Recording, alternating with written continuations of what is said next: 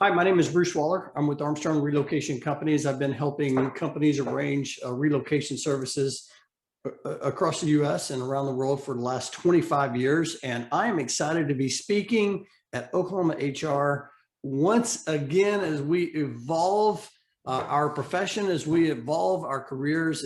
And so, hey, even though that we are virtual, I am, and this is pre-recorded, I'm live in the chat right now to engage and answer any questions. So just let's be active today.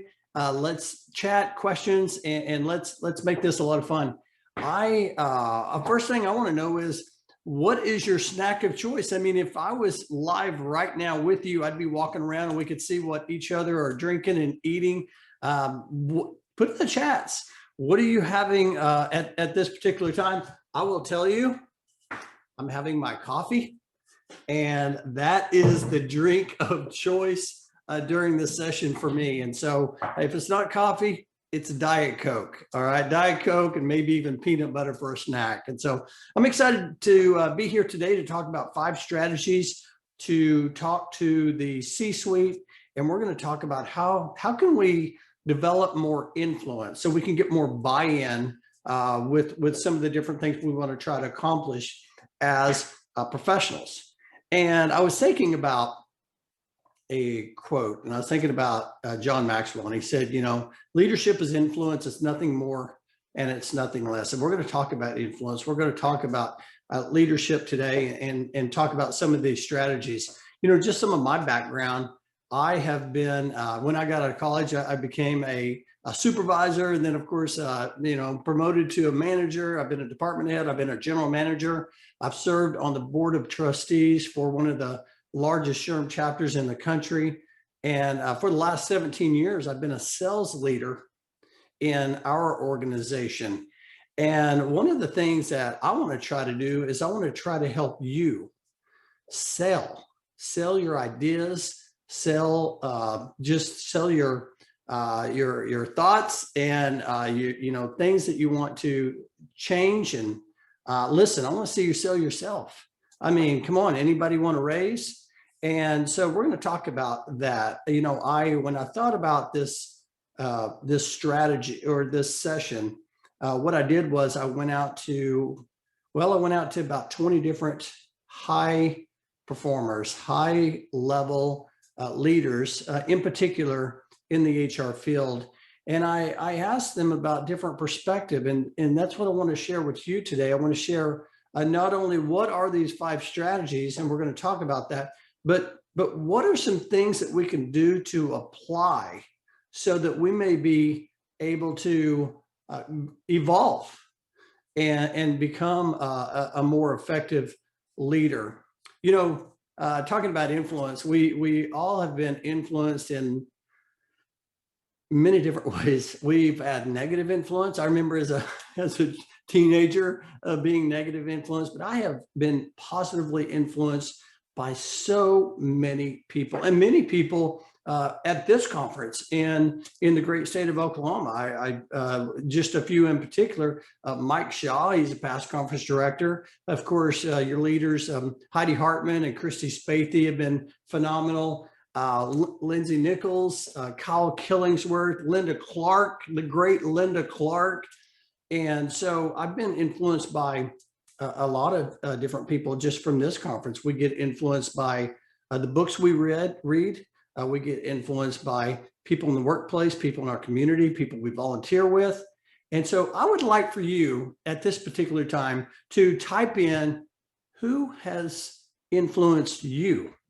Type in their name. Let me tell you, they may even be on this in this session, and would love to hear that they were positive influence on you. So type that in and share who has influenced you. You know, I was sharing early in my career as a department head. Of course, I was in charge of hiring and training and managing our staff. And I remember a salesperson, he was a high performer. And he made a comment one time. He said, you know, sales drives the bus in our organization. And to be honest with you, it really irritated me because I mean, we're all working so hard. And a lot of times you see salespeople, you don't see salespeople very often, but when you do, someone opens the newspaper and you're like, hey, we're over here working our tails off and you're over there reading the paper. And then later, whenever I got into sales and marketing, I realized that they're working pretty hard. They just work differently than we do. And he was right. Sales does drive the bus. And I tell people all the time, we're all in sales, right? We're all in HR. We're all in customer service. But we are all in sales. We're trying to sell our ideas. We're trying to sell policy change. We're trying to sell ourselves. We're trying to sell that, we're trying to sell different people that we're recruiting to come into the organization. We are always selling. And there are some strategies that we can use with sales focus that will help us engage more and be better, and it's all about, it starts with how do we show up? How are you showing up? I tell people all the time, it's not about what we want to do, but it's about who we want to be. So we need to think about that first and foremost is how are we showing up every day? So how are you showing up every day? How'd you show up today? Did you show up with a smile on your face? Did you show up with, you just got done working out and you're refreshed? Are you positive? Are you ready to take ownership? Are you engaged? I want to see you engaged. I want to see the chats. And are you open? Are you flexible? That's where we start. We got to start with how are we showing up? And here's what I learned as I see your chats on how you showed up today or how you want to show up today. Here's what I've learned. I've spent my first 10 years in operations management. Then I spent the last 17 years in sales leadership. And what I've learned is that most salespeople are mediocre at best. That's a lot of times why we're annoyed by salespeople, mediocre salespeople. In fact, I once heard a gentleman from Sandler Sales Training, say that 3 out of 4 salespeople are mediocre. And the reason why is because they don't go through the sales process. They're trying to sell. They're not trying to serve. So let's talk about these 5 strategies. And I'm going to start with trust. And number 1 strategy, or the number 1, you cannot skip this step, trust. Trust is the foundation of leadership. Okay. No trust, you cannot go to the next step. And I'll tell you, many people struggle with this particular area. And the reason why is because trust is about building relationships. And it takes a long time to build a relationship, doesn't it? And what I see is on the sales side is that many people try to go around trust and go to the next step. And the problem is when you haven't developed that relationship, you haven't built that trust, then you're going to have a hard time getting your ideas and different things pushed through the organization. That goes for HR professionals too. We've got to be able to build those relationships. And, some of the things that I love the quote, by the way, by Simon Sinek. And basically the quote is that a team is not a group of people that works together. A team is a group of people that trust each other. And I just absolutely love that because it really is all about trust. And so I would love for you to just post in the comments, hey, what are some different ways that you build trust? And I'm going to share a few of those with you as we walk through here. Some of the perspectives that I received from different HR leaders and top performers. And so just type in there, what's one way that you try to build trust in your organization. And so I want to read a few of these for you, and let's talk about some of these. So here's the first one, and that is building trust is about developing relationships. And we can do that through our family, through our hobbies. Remembering names is a great way to build trust. I mean, it's so simple, but yet so difficult for a lot of people. Don't just connect, be interested. I mean, let me ask you this right now. How many of you are on LinkedIn and you have people in your network that you don't even know who they are? You've connected with them, but you haven't been able to build that relationship with them. And there's probably many reasons for that. How about learn and know the business, in particular, acumen? And how about listen, relate, understand, and listen more? One of the common threads that I see from top leaders is they say, people don't listen. We need to listen. A lot of times we're thinking about what we want to say to answer that question, to be quick, be responsive, rather than just listening. And so listening is a big part of that. Hey, raise your hand to be involved outside of HR. Be a business partner. I love that one. Make yourself the go-to person in the organization. That's how you can build trust. How about build a brand that says you're going to do what you said you were going to do? Build that brand. That is a great way to build trust. And then, of course, communicate excellence, and then being consistent, just being consistent in your everyday. This is also about building brand. And when you're able to do that, people all of a sudden start seeing that, hey, you know what? I can count on that person. I trust that person. And so when the more trust that you built, then when you bring ideas, you bring different things to different leaders, now all of a sudden you can go to the next step because you've built that trust and you're ready. So what is that next step? The next step, well, number 2, identifying the problem. And not just any problem. We need to identify the right problem. You see, leaders are busy. I mean, think about how busy you are. You're busy. Everybody's busy. So how do we find the right problem? And a lot of times I talk about, it needs to align. So there's probably a lot of problems, but what leaders are looking for is, does it align with the mission, the vision, the values, the objectives of the organization? Can you relate that back to profitability or reducing costs or whatever is part of your business objectives? I mean, for our organization, it's all about driving revenue. It's about profit. It's about safety. So if I bring someone, I've identified a problem and it's around safety, I'm going to get someone's attention.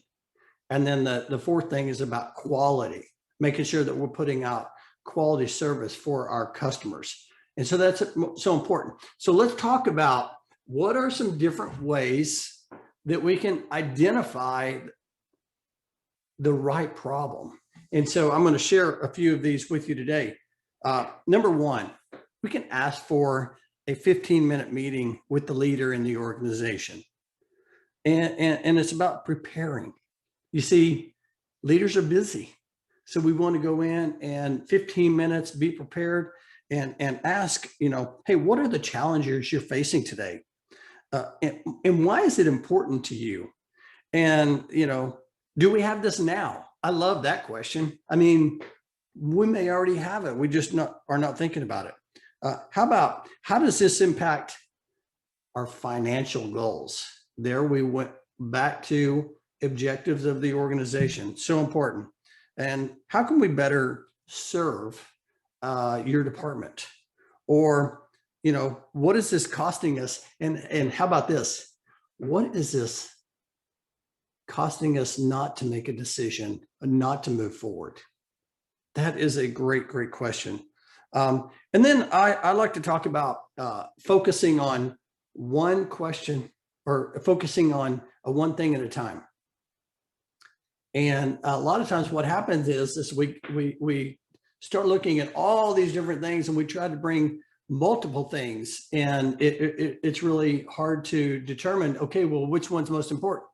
Focus on one problem at a time.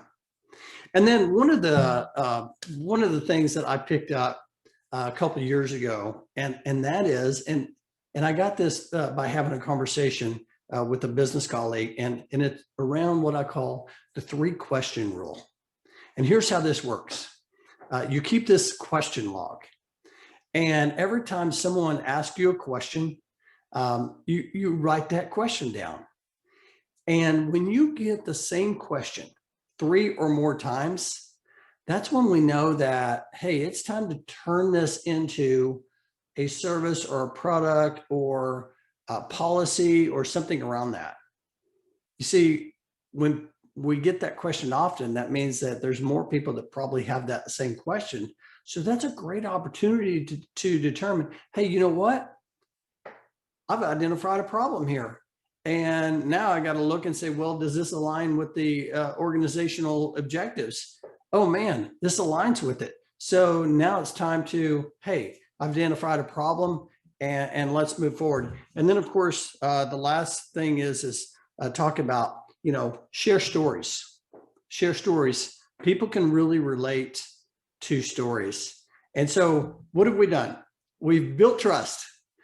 Then we have identified a problem in the organization, and not just a problem, we've identified the right problem. Maybe we did that by having that one-on-one conversation to find out, what was important to the leader. Maybe we have identified that through the 3-question rule. And so we've done those things. So what's next? Number 3. Number 3 is it's time to build a business case. Or what I like to say, it's time to bring the data. And with no data is no influence. I mean, think about the world we're in today. We can pretty much find data on everything. And so if we are just going in saying, hey, we need to, make this change or make this proposal, and we don't have data, what do you think leadership is going to say? I see you've identified a problem, but we need to do some more research on this so we can make sure that we've got it right. So it's a great idea to go ahead and get prepared for that, and anticipate the questions that are going to be asked on that. I love that in the movie Jerry Maguire. Show me the money. Do you remember that part? Oh my gosh. Who's seen Jerry Maguire? Write that down. And I love that scene. I mean, Jerry Maguire, he's on the phone. He's trying to recruit Rod Tidwell, I believe, with the who is it, Cuba Gooding Jr. And he's trying to recruit him, and as a free agent. And Rod Tidwell in the movie tells Jerry Maguire, he turns down the boombox, says, "Show me the money. Show me the money." I just I love that. But you know what? That is what your leadership wants to know. Show me the money. Show me where it makes impact. And let's talk about that. So how do we build a business case? And so let's share a few of these responses from top leaders in our industry. Number 1, we got to do the work. We got to do the research. Okay. Number 2, we need to understand the what and the who, meaning that who is this going to impact? And most importantly, we need to understand the why. Why do we want to do that? Has anybody read Start With Why by Simon Sinek? How about watch the video, The Golden Circle by Simon Sinek? I'm sure most of you have. Put it in the chat if you watched that. And if you have not watched that, I want to encourage you to go out and watch it. It's a 5-minute video. It talks about the importance of the why. And that's what leadership wants to know. That's how we can continue to build a business case, by showing why we need to do that. And then have the data, incorporate those metrics, know the market, keep it tight, compare it to the industry. And I always like to talk about the importance of drip campaigns.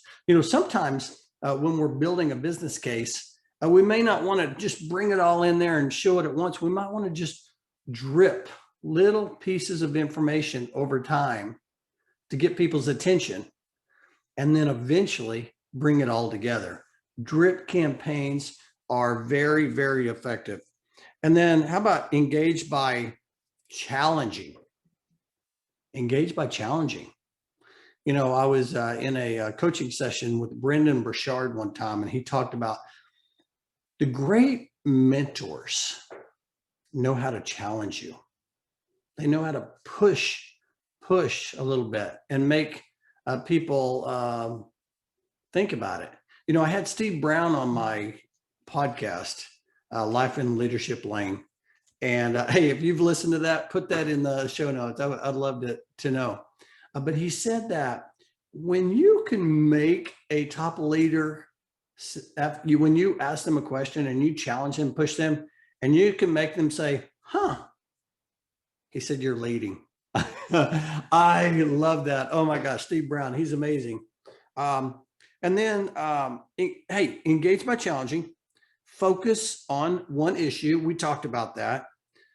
Hey, tell the time. Don't tell them how to build the clock. And then again, continue to talk about stories. Stories are powerful. And if you can figure out a way to take the data, build that business case, and paint a picture, tell a story about here's what it's like today, and take them on that journey to what it's going to look like tomorrow. That is how you build a business case. That is how you develop influence. So we've talked about what? Building trust. We've talked about finding the right problem to go after. Then we talked about the importance of building a business case, right? So what's next? Well, we've got to develop sponsors, okay? Champions in the organization. And sponsors, I had David Windley, the former chairman of the board for National SHRM, on my podcast. And we were talking about mentors, actually. And then he started talking about, he said, mentors are great. They can give you ideas and they can help you, but sponsors can move you through the organization. They can move your ideas. They can move the project. They can move your career. And so we need to develop sponsors in the organization. And I want to share a real quick video from a good friend of mine. Her name's Diane Sanford. She's the Chief People Officer at On the Border. And we were talking about the importance of getting influence or getting buy-in with the C-suite on the podcast. And during this 2-minute clip, she talks about this sponsor. And this particular sponsor was really good at, being negative. But she was smart in getting the information. So let's take a look at that. And then I'm going to come back and we'll talk about what do some of the top level leaders say about sponsorship. These are really busy people, and they have everyone in the organization asking them for 5 minutes. And so they probably know a little bit about what you're about to come talk to them about. So respect their time, really go through your material and make it as concise as you can. Get to the point really quickly. Think about the end in mind, right? What do you want these folks walking away knowing, thinking, doing? And what do you want out of them? And start with that, right? Give them an executive summary and say, hey, I know you're really busy. I appreciate your time. I want to talk to you today about X, Y, or Z. Here's why I think it's going to benefit the company, and I'm going to bring you, I have all the information you could ever want, so you tell me how much information you want. A lot of C-level senior leaders are drivers, A-type personality, and they've got short attention spans. So they'll interrupt you, and don't let that throw you off your game. So I think be prepared, know your stuff. But a secret that I'll share is, for every good idea, there's going to be somebody who thinks differently about that good idea. And so anticipate the opposition. One thing I always used to do, I had a customer, somebody who, one of the departments that I supported as a generalist, who was the biggest naysayer of anything HR rolled out ever. And I really liked him a lot, and we had a good working relationship, and I knew he was going to ask all the hard questions and try to blow holes in whatever it is we were trying to do. So I would reach out to him first, and I would say, hey, I want to get your opinion. This is what we're thinking about doing. Tell me why it's a dumb idea. And boy, he really didn't have any problem with that. And so he helped me quite a bit because he played devil's advocate for me. And so by the time I got to where I really had to talk about it and sell it, I answered those arguments before they could be raised. Okay, what'd you think about that? Oh man, isn't she great? Oh, wow, so inspiring. Okay, so let's talk about strategies to develop sponsors in the organization. Number one, you know me, I love to say this. Your network is your net worth. We've got to build a network. And I'm talking inside the organization as well as outside the organization. But let's not forget the importance of connecting and walking slowly through the crowd and making sure that we are developing those relationships and building that network inside our organization. And invest in what I call the people zone. Just invest. You'll never, that's the biggest return you'll get in your career, is when you invest in people. Have meetings before the meeting. Okay. Sometimes you have an idea and you're like, hey, Joe, or hey, Linda, hey, Ricky, can we meet for about 10 minutes before we have this meeting? I just want to run something by you. And that way you are, getting buy-in early on. How about just serving, just finding a way to serve them? Serve, serve, serve. Use the 100-0 rule. Anybody know what the 100-0 rule is? Oh man. So the 100-0 works like this. You give 100%, you expect 0. How about that? It makes me sleep better at night. When I give 100% and I don't expect anything in return, I don't have to worry about, man, I give them, I do all this for I do this for everyone, or I do this for this person and I don't get anything back. No, no, no, no, no. I do this because I want to serve, be VIP. And I talk about the importance of being visible, being in the moment, and being predictable. I love that. Being VIP wherever you go. Make sure you are visible, in the moment, and predictable in the organization. Hey, Connect 4. So this concept actually came from a colleague, and he was talking about the importance of knowing 2 people across and 2 people up and down in the organization with the person that you typically will work with. And I thought, you know what, that is absolutely fantastic, because you are building sponsors around the area that you are helping, the area that you are serving. And so we've got to figure out a way to build sponsors. You heard Diane talk earlier about building a relationship, even with the people that are negative. Sometimes you've got to go and get their perspectives, poke holes. You have them poke holes in your ideas. And that way you are ready to be able to present that information. You've already overcome those obstacles because you've asked them to poke holes in it.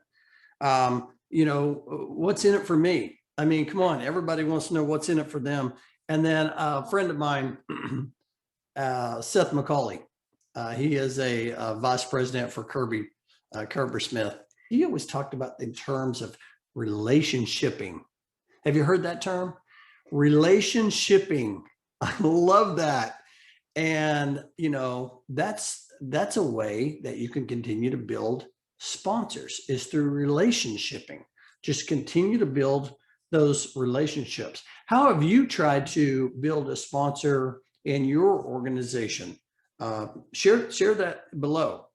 I will tell you that I heard the term "what's in it for me" that when I took a sales training course from Dale Carnegie, and everybody wants to know that. They want to know, hey, what's in it for me?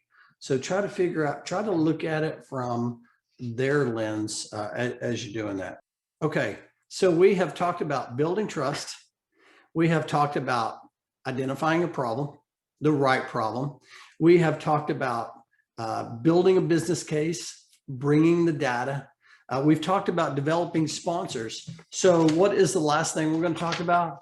We're going to talk about being persistent. Okay.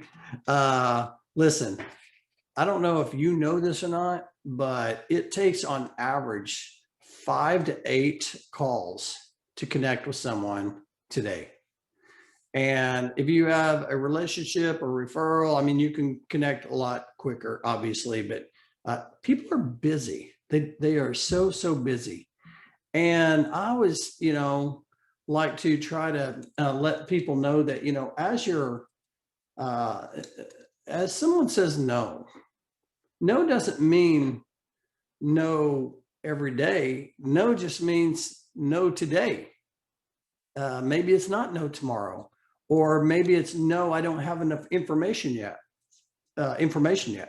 We've got to, if we listen, if we believe, if we really believe that it's going to help people, it's going to help the organization, we have to keep fighting for that. We have to keep being persistent, and you know, just double down on your convictions. And I will tell you that you know, one of the things I, you know, talk about is, you know, many times when we are told no, people can also use the sales. It's kind of a sales strategy that goes like this. Hey, understand how you feel. Others have felt the same way. But here is what I've found. It's called the feel, felt, found method. And that's a great way to incorporate as well if somebody's telling you no. But don't take no as forever, especially if you believe. Now, hey, if you're just, you know, just going through the motions and you don't really believe, that's different. But if you really believe, you've got to be persistent. I love what Jim Valvano says. He says, never give up. Never, ever give up.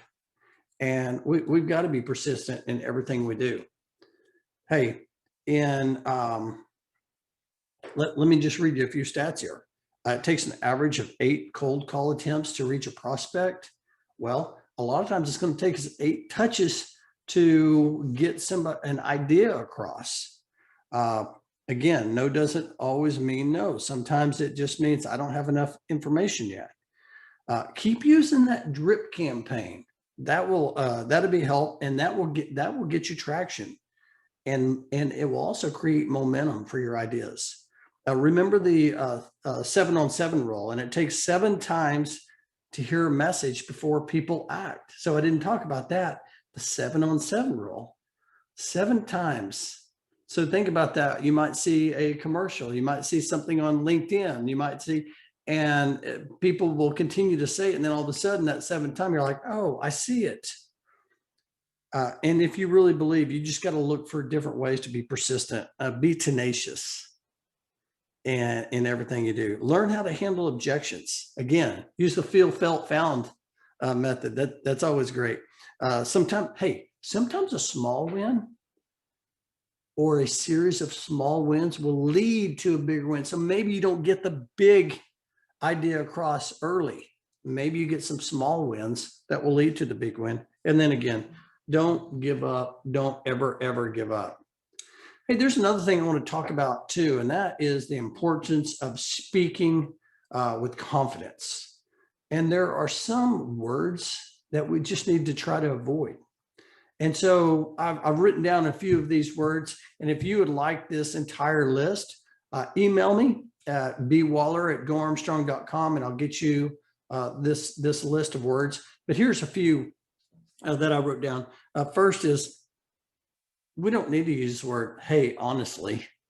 I mean, or people will think you're not being honest with everything else. Uh, Instead of using the word contract, use the word agreement.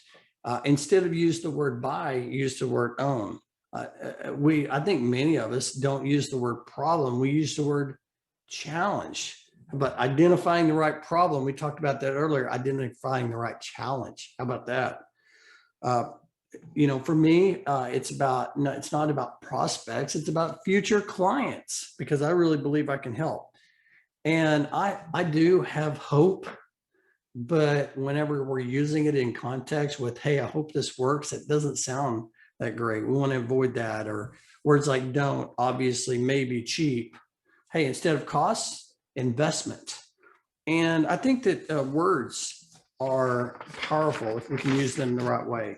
So let's talk about 10 common threads for success whenever it comes to developing influence. All the things that we talked about, what I did was I basically said, okay, what are the top 10 things that I heard from top level leaders that we can use? And here's what they are. Number one, don't rush the influencing process. Number two, layer ideas over time. It's a long game. Sometimes we need to remember that. Sometimes things don't happen right away. So you have to just keep on layering. And again, we talked about, if you really believe, you can make that happen. And then socialize your ideas. I love that one that I got back. Just got to keep socializing it and getting feedback and keep shaping it. Maybe it's not exactly what needs to be moved forward. Maybe you need to shape it a little bit more, and you socialize your ideas and you get information back. For me, whenever I wrote my first book, Find Your Lane, I started socializing ideas and I started getting feedback that was helped me shape that. How about, we talked about the importance of listening. So listen, relate, or listen, understand, and relate, and then listen more. Have meetings before the meeting. I think that's important. Focus on what's in it for me. Be persistent. Got to be persistent. Never give up. Ever, never, ever give up. Hey, use the 3-question rule. Track it. I want to encourage you. And by the way, does anybody use that now? I'd love to hear from you, or something like that. How do you track different things that you want to try to push across the finish line? And then I actually wrote this in my first book. Don't ever look at the empty seats. And what that is about is the country and western singer Charlie Daniels. He was being interviewed by Dan Rather, and he was asked the question, what kind of advice would you give people to have success? And I know he was talking about the music industry, but I was thinking, okay, this could apply to anybody. And so I was sitting there and I was listening, and he said this: don't ever look at the empty seats. And what he was saying is, don't worry about the 50 people who aren't here, or the 50 people that aren't with you on this project. Focus on the people that believe, the people that are there for you, to listen to you, to help you. Focus on those people. Don't worry about who's not there, and then build based on that. I just absolutely love that. And then lastly, I mean, come on, we got to believe. We have to believe in our ideas, in everything we do. So let's review. Number one, how do we create more influence, get more buy-in with the C-suite? Number one, we need to what? We need to build trust. Number two, we need to identify the right problem, the right challenge. Number three, we need to build a business case. we've got to go find the data. No data, no influence. Number 4, we've got to develop sponsors. We heard Diane Sanford talk about the importance of the sponsor helping her getting her ideas shaped. And David Winley talking about how sponsors can move things for us. And then number 5, we've got to be persistent. And I will tell you, the biggest mistake I see is that people are scared to make mistakes.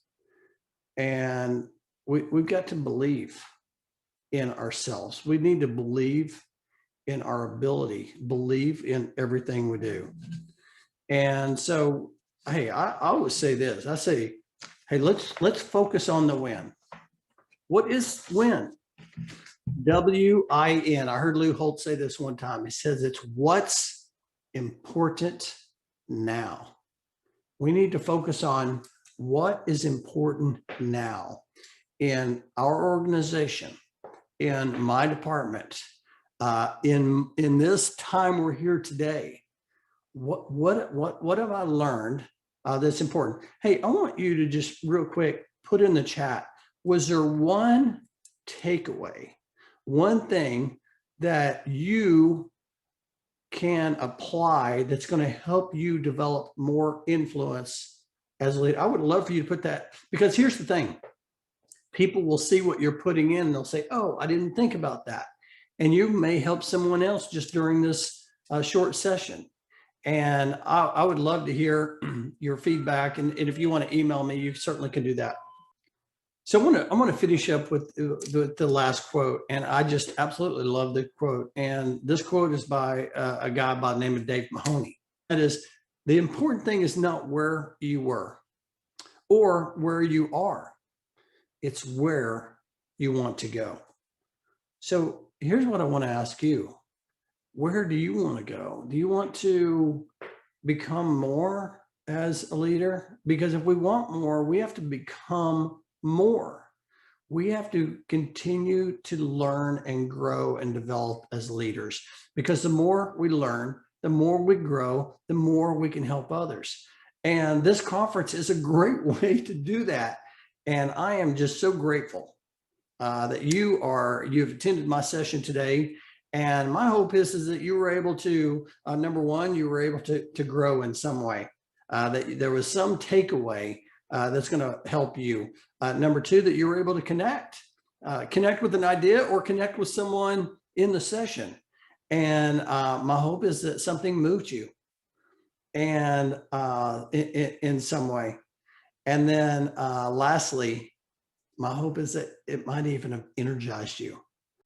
Hey, thanks again. And by the way, I would love to connect with you on social media. If you want to reach out on LinkedIn, you can follow my blog at brucewaller.com, or check out the podcast that I have each week called Life in the Leadership Lane, where I am talking to leaders that are making a difference in the workplace and in the community. I tell people all the time, it is free coaching, and you can find that on YouTube. You can find that on Apple or your favorite podcast platform. Would love to hear from you. Would love to connect with you. And I cannot wait to watch you evolve as you become more and have more influence in the workplace. Have a great conference, everyone.